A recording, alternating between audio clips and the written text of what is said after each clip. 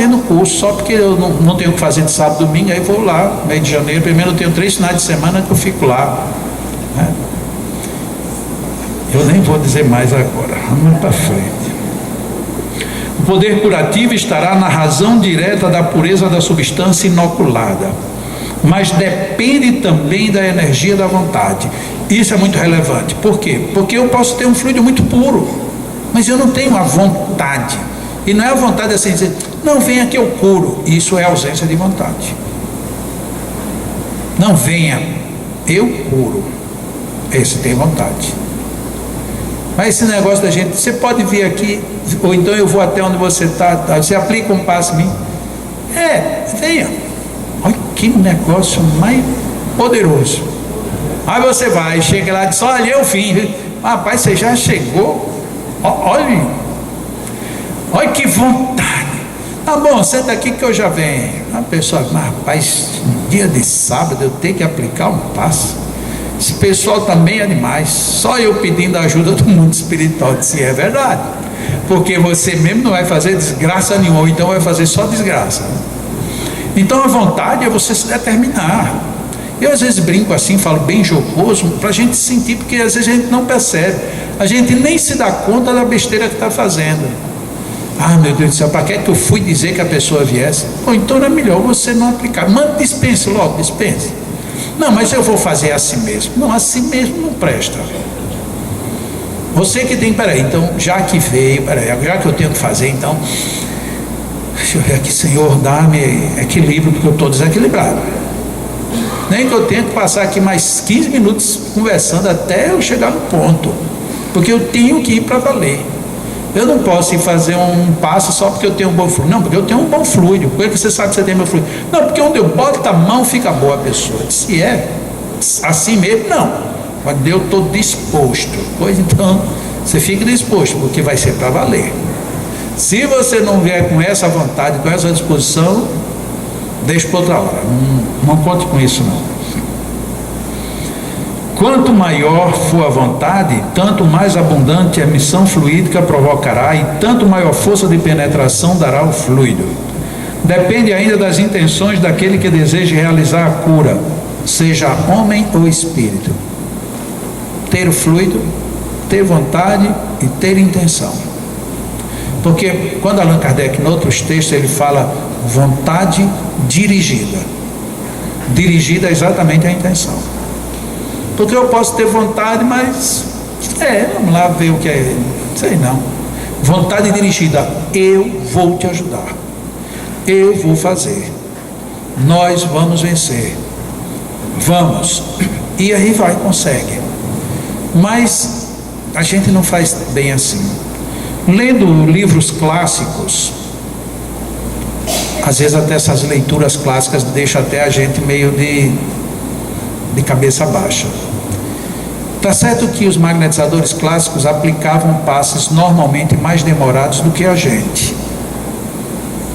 Mas quando você vê ou lê eles dizendo, bom, esse tipo de enfermidade com 5 passes eu resolvo, e a gente se lembra que a gente passa 50, 70 e ainda não chegou no ponto que deveria ter chegado, a gente vê como a gente ainda está numa fase de retomada. Eu estou terminando a revisão do livro A Arte de Magnetizar, de Charles Lafontaine. Ele é quase cruel. Ele diz que a maioria das doenças com 5 sessões estava resolvida. Mas de vez em quando ele conta uns casos que ele teve que passar 3 meses magnetizando.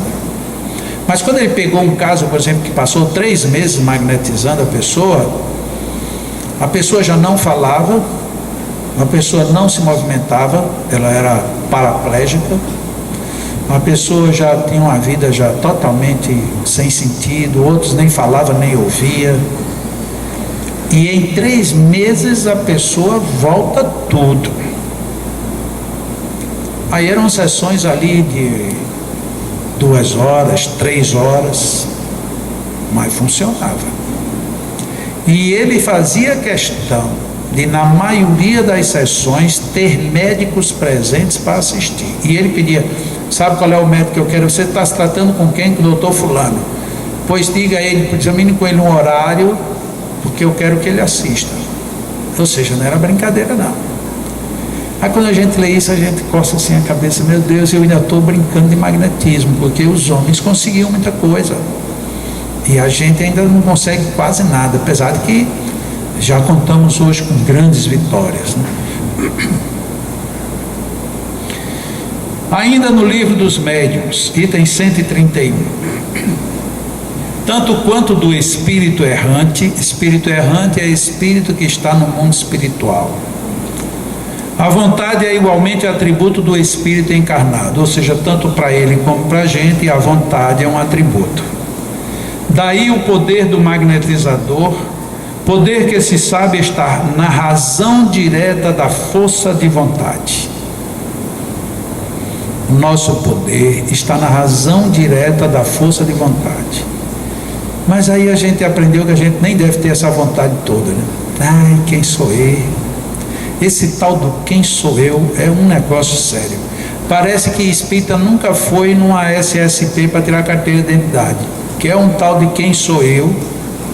Quem sou eu? Quem é você? Você não sabe quem é você? Não, mas eu digo assim, quem sou eu para curar? Pois é, você não é coisa nenhuma mesmo não. Não, peraí, também não é assim. A gente não quer ser nada, mas quando alguém diz que a gente não é nada, a gente reage na hora. Eu já contei esse caso.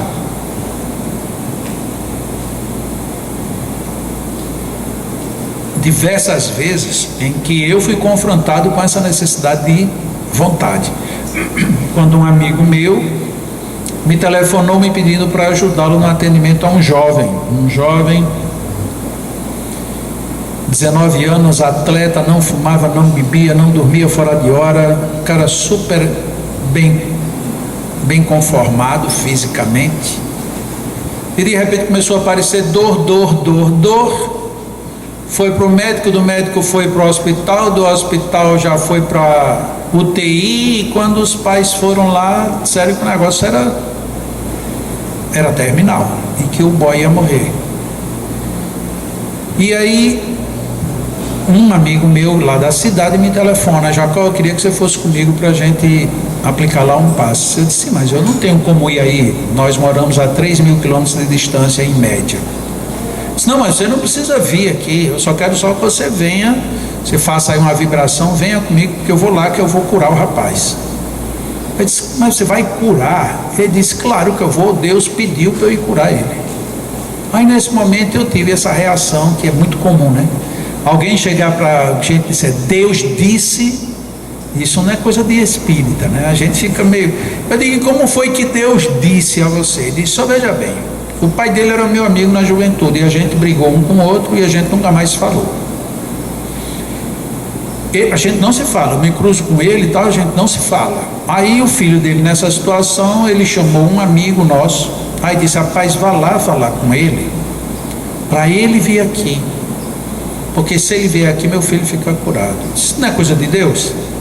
Eu disse, ele disse, você não está acreditando não, me diga uma coisa, você acha que alguém iria chamar uma outra pessoa para vir falar comigo, para eu ir lá? Isso só pode ser Deus, porque ele nunca me procurou, por que ele vai me procurar agora?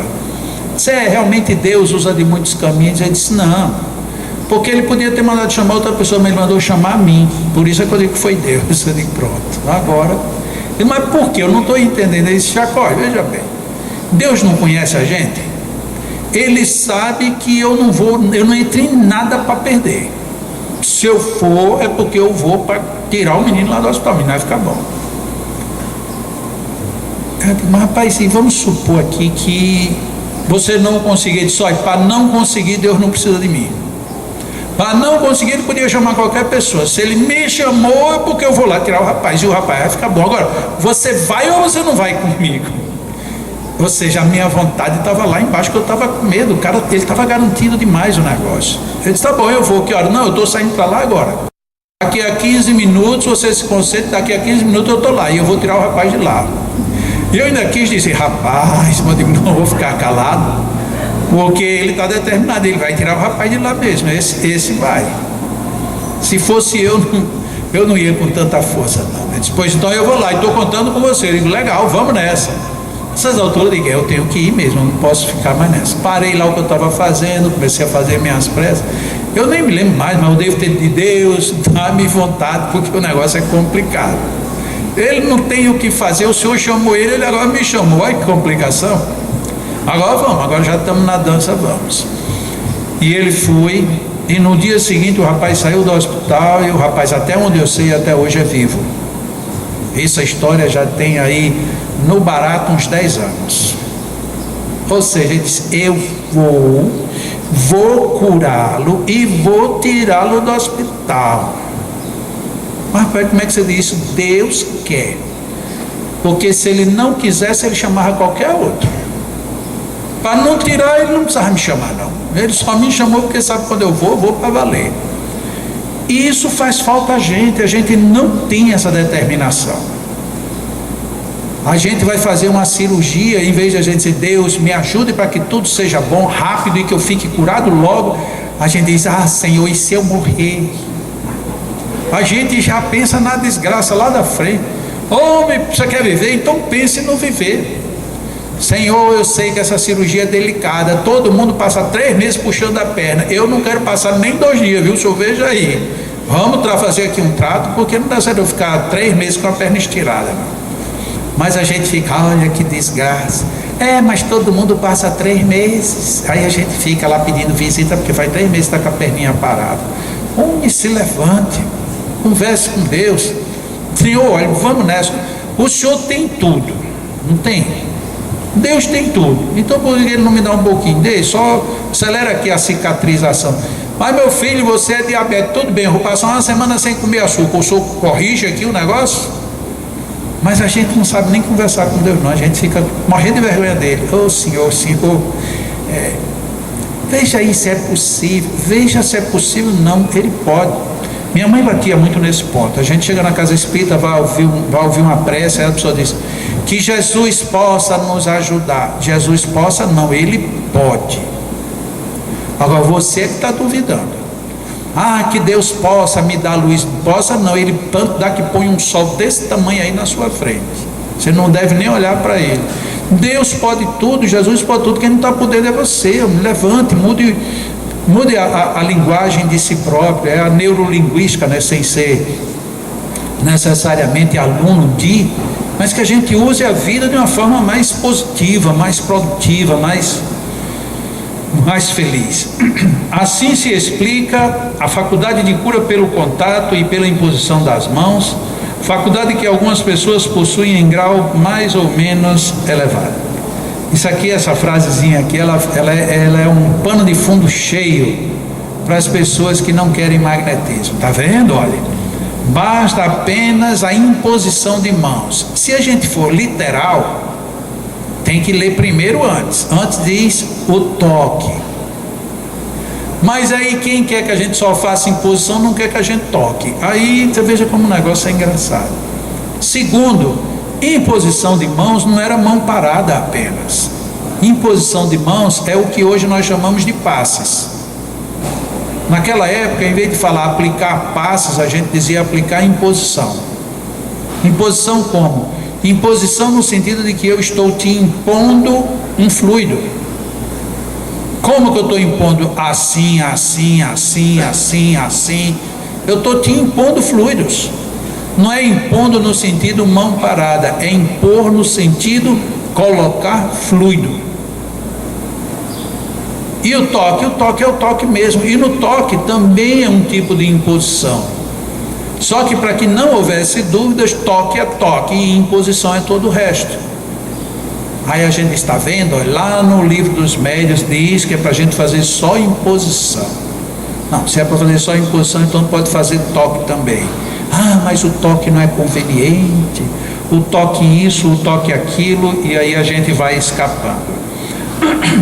Na realidade, ser espírita é ter bons olhos, mas ter bons olhos pede fazer.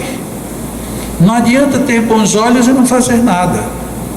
A gente estuda a doutrina espírita, estuda Allan Kardec, às vezes a gente tem até bons olhos, mas agir que é bom, a gente não age. E quando a gente não age, a gente fica totalmente descompensado, Porque é triste você saber fazer e não fazer.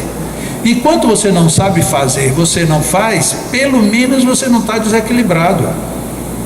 Agora, você saber e não fazer é um desequilíbrio. Em Lucas capítulo 10, versículo 37, Jesus disse como é que a gente faz. Respondeu o doutor da lei, aquele que usou de misericórdia. Quando Jesus pergunta, a quem te parece que foi o próximo do outro? E aí ele disse, né? Aquele que usou de misericórdia. Disse-lhe então Jesus, vai e faze tu o mesmo. Usar de misericórdia. O magnetismo é uma das melhores maneiras que a gente tem de ser misericordioso. Mas nos impõe, tanto não pode, tanto é proibido, que a gente fica sem ter como se mover. Voltando àquilo que falávamos ainda há pouco. Aplicar passe num filho em casa, não pode. Aplicar um passe numa pessoa que está na rua, não pode. Magnetizar a água não pode. Passar uma água magnetizada não pode. E se você for juntando, a gente não pode quase nada. É o espiritismo de tirar o corpo. Tira o corpo. Não tira o espírito, não, tira o corpo. Você sai do cenário. Você não pode fazer praticamente nada. Quando a gente começa a analisar friamente, não é com crítica, mas analisar frio o movimento espírita, a gente vê que hoje existe uma relação de não pode muito grande. Muito grande. Não podemos quase nada. Tem algumas casas, por exemplo, que seguem uma linha de estudos. Então segue uma apostila, ou um roteiro, e aí você lá no meio, você diz assim, olha, mas é engraçado isso que você está dizendo, eu ouvi em Allan Kardec, eu li. Não pode, a gente tem que seguir o roteiro. Mas peraí, a gente está estudando Allan Kardec. Se no roteiro eu não posso colocar Allan Kardec, então tem alguma coisa errada. Não pode esse tipo de discussão também. Então é que eu não posso discutir, não posso perguntar, não posso evocar, não pode. Evocar, literalmente, pode? Não pode. E para que está lá no livro dos médiuns? Mas aquilo era só para ele. Se era só para ele, então por que ele colocou? Não pode. E aí não pode. A gente lê a descrição, por exemplo, do Evangelho no Lar. Evangelho no Lar, a gente lê uma mensagem preparatória, depois lê uma mensagem do Evangelho, faz comentários bem suaves, depois então se faz uma prece e pede para os espíritos magnetizarem as águas. Aí quem lê a vida de Chico Xavier toma um susto, porque o evangelho que ele fazia era diferente. Em vez de ele pegar uma mensagem preparatória, ele pegava um jornal do dia e aí ia para a página de crimes. Olha que como maluco aquele. Aí estava lá, fulano matou Beltrano. Pronto, meus irmãos, hoje a gente vai orar por esta alma que desencarnou, e vamos orar por este irmão que está comprometido agora com esse débito. Nós devemos estar atentos na vida para que a gente não seja envolvido em situações desse tipo. Fazia-lhe um comentário em cima de um fato real e trazia o fato real agora para uma elaboração ou reelaboração de sinais vitais em essência. Mas você não pode, como é que no Evangelho no Lar você vai ler um crime? Sim, então não vamos ler um crime, não, vamos ler uma poesia. Não, mas essas poesias de hoje tudo tem sensualidade. Então nós vamos ler o quê? A gente termina, não sabe mais nem o que ler. Não, então a gente faz somente uma prece. Uma prece aí já não dá mais para fazer o Evangelho. No Evangelho tem alguns pontos do Evangelho que geram as discussões interessantes. Mas não pode discutir no Evangelho. O Evangelho lá não é lugar de discutir. Então a gente vai discutir depois do Evangelho. Não, depois do Evangelho não pode discutir. E antes? Mas então a gente não vai poder conversar nunca sobre isso. No meu Evangelho no Lar, A gente lê uma historinha, porque afinal de contas temos 3 crianças que participam, 2 de 8 anos e uma de 2 anos, então tem que ser uma historinha que eles tenham um mínimo de entendimento, porque senão não adianta de nada, você vai fazer ali um comentário e vai ficar pro ar. Depois fazemos uma prece, depois nós lemos um trecho do Evangelho e comentamos aquilo da maneira mais simplória para que eles entendam. Tanto que quando dá o dia do Evangelho, eles lembram, olha, tem o Evangelho hoje. Porque é interessante, porque se a gente for ler somente para ler e colocar lá num nível alto, não. Quando acontece, raras vezes deles não estarem, ou porque estão na escola ou qualquer coisa, aí a gente faz o Evangelho num outro nível, lógico. Depois a gente lê, ainda assim a gente lê 1 ou 2 perguntas do Livro dos Espíritos, e no final, quando chega para a prece final, aí eles já vão buscar a água, e ficamos todos nós com a mão sobre a água, pedindo para magnetizar e doando nossos fluidos. Quando termina, eles fazem questão de tomar água, e se alguém esquecer de tomar água, e a água acabar, alguém vai ter que rezar a próxima água, e não sou eu nem a mãe que dizemos isso, eles pedem. Ah não, eu não tomei água não, agora tem que rezar a minha água para eu tomar, porque é diferente. Olha, são 2 crianças de 8 anos e uma de 2 anos, eles querem a água, e acham diferente, e é diferente. Então, como é que a gente vai usar de misericórdia? Tratando tudo de uma forma extremamente profunda, ou então tratando de uma maneira apenas para não entrar no mérito da questão? De vez em quando tem umas historinhas que abordam a questão de drogas. Ah, eu adoro. Imagina você pegar seu filho e falar sobre drogas aos 8 anos de idade, mostrar e comparar coisas para que eles entendam que no dia que eles se defrontarem com isso, eles já têm uma outra referência. Pode até ser que caiam, mas já tem uma referência. As questões da sensualidade, da sexualidade, já conversamos, e isso é que a doutrina espírita nos predispõe, nos prepara. Mas muitas vezes o pessoal se arrepia quando ouve falar disso. E como é que vocês falam com a criança de 8 anos sobre esses assuntos? De uma maneira e de um nível que eles entendam e percebam aonde estão as coisas boas e onde estão as duvidosas. E colocamos assim, isso é duvidoso. E duvidoso porque leva muita gente à perdição. A gente evita dizer que é mal por natureza. Porque de repente você prova uma droga, você diz, papai dizia que era mal, e não é mal não, é bom.